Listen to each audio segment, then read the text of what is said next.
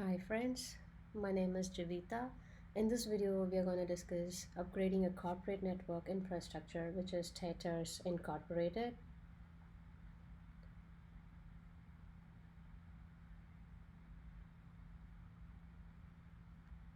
This organization currently relies on the Windows 10 Enterprise operating system, which has been widely adopted across various industries.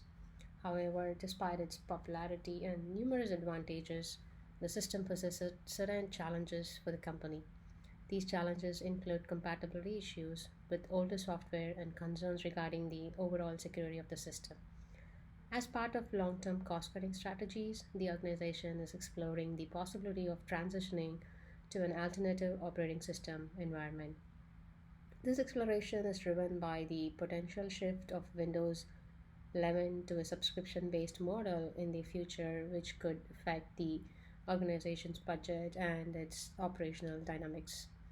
With these considerations, the company is actively evaluating different operating system environment that may offer enhanced compatibility, security features, and cost effectiveness in the long run.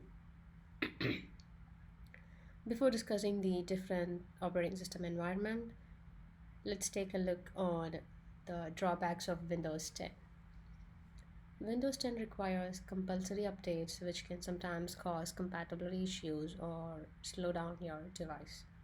It gathers vast user data, often without explicit consent or a clear explanation of its use, which raises the user privacy issues. It can be expensive, especially for users upgrading from an older version of Windows to newer version. Bloatware is where the Windows 10 has many pre-installed apps in the software that they don't use or want it, so this might take up the valuable storage space. Although Windows 10 is compatible with a wide range of old software hardware, the older applications, especially those not regularly updated, do not work on Windows 10, which causes the inconvenience for the users. Also, the peripherals like printers or scanners face compatibility issues with Windows 10, leading to the additional expense for the replacement. And then over time, Windows 10 is experiencing performance degradation due to the accumulated junk files and registry issues. With these in consideration, the company, after detailed analysis, chose to shift to the open source operating system. Let's see the benefits of open source operating system for the companies. The first is the software quality improvement. One of, one of the major advantages of open source software is the transparency it offers. Since the source code is open and accessible to everyone, there is a high level of visibility into how the software functions. This transparency enables the users to verify the security, quality, and reliability of the software, which makes it particularly beneficial for the critical sectors such as healthcare, finance, and government. Next is the cost effectiveness. Open source software is very often free or cheaper than the proprietary software. Therefore, we can save on licensing and the maintenance fee. The next is the agility. In this dynamic world of business, which involves being flexible and adaptable to changes in the market or industry, open source software offers diverse solution and thrives on continuous community driven enhancement. Unlike the commercial software, it evolves faster, driven by the passion and collaboration rather than solely commercial interest. The next is the high security. The transparency of open source software ensures security, where it allows access to the code, making it possible for the communities to analyze and detect potential hidden breaches more easily. This increases the likelihood of detecting and correcting vulnerabilities. Excuse me. The next is the ability to start small. Open source operating system offers the possibility to start small and test the software on a smaller scale, which provides the cost effectiveness, which also makes it easier for the companies to try out different solutions and can use them in later scale if they need it. After analyzing the many options of open source operating system, the company chose to upgrade to Ubuntu OS. Let's see the advantages of and the features of Ubuntu OS. It is completely free and open source with shared code, shared work, and shared principles. Ubuntu is impervious to viruses that cause computers to crash. Blue screens of death are no longer a possibility. Ubuntu is designed to be beginner friendly with an intuitive graphical interface and a wide range of pre installed applications. It is speedy and does not consume many resources. Ubuntu performs quicker in the system runs and the application perform.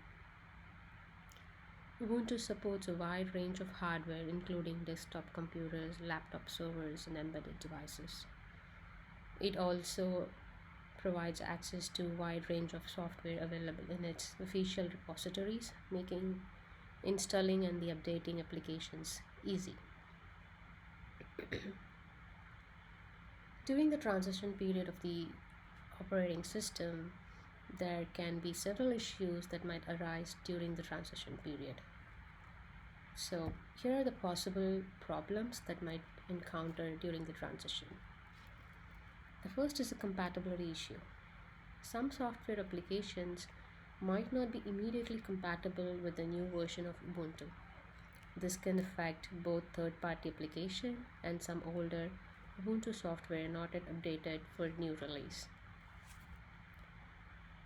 Drivers issues. New kernel versions can lead to problems with drivers, especially for the graphic cards, wireless adapters, and other hardware peripherals. This might result in hardware not functioning as expected or not being recognized by the system. Performance issues. Upgrading might temporarily lead to slower the system performance. This can be due to the need for the system to reindex the files or adjust to new software configurations.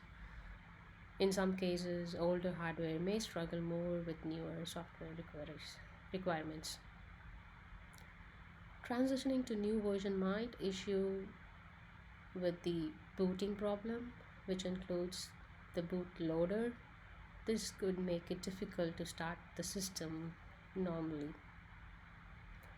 The next is the data loss, which is why not common. There is always a risk of data loss during the major system upgrades.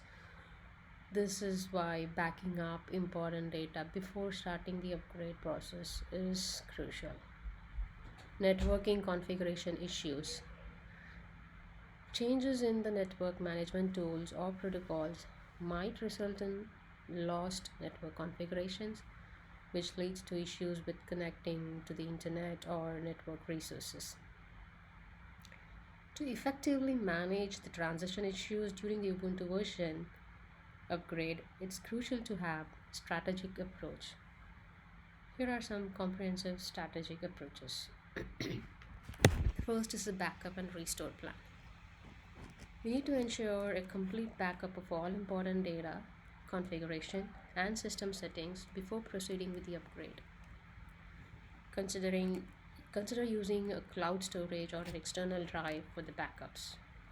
The next is the communication plan.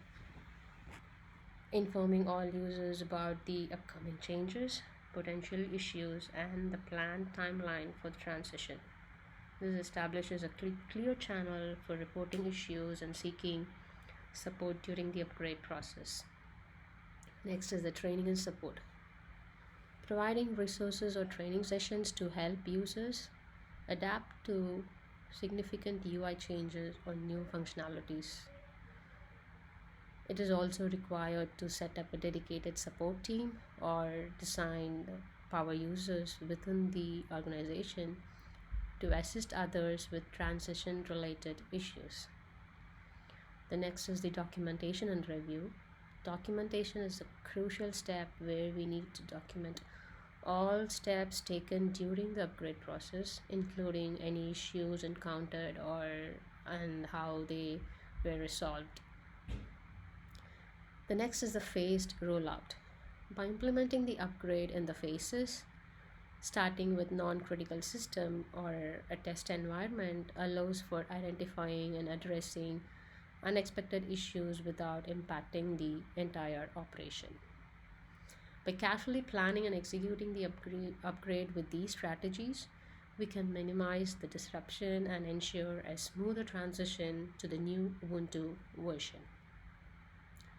Now let me demonstrate how Ubuntu works using my live VM demo.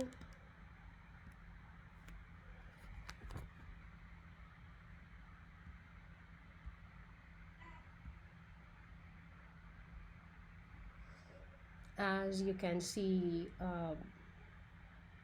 Ubuntu has a clean modern interface that is easy to navigate, which is the same as the GUI with the Windows software.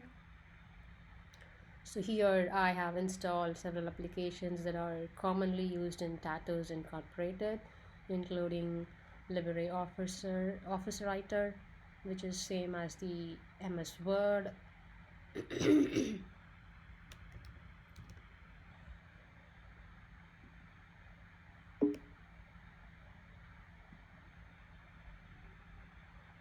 and we do have Firefox web browser and Thunderbird Mail, which is the Gmail that we have in Windows, Microsoft Windows.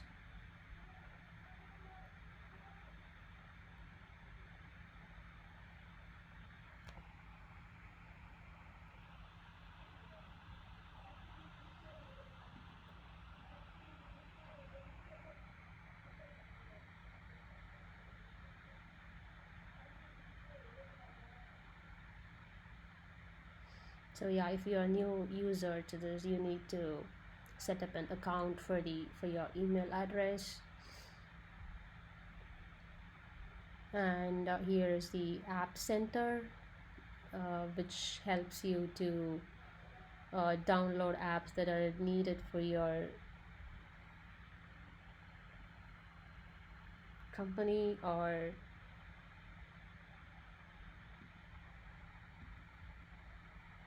for certain particular department that are used to. And here is the files which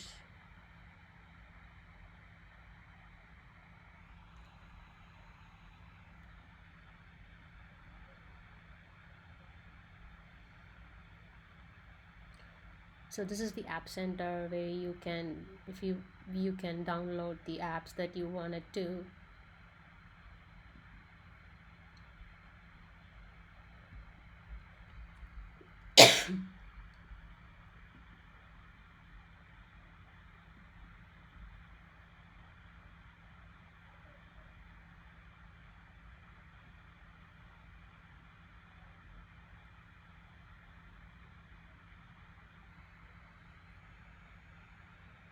As you can see, the Ubuntu is user friendly for the beginners and offers the same uh, interface like Microsoft Word with the free of cost effectiveness.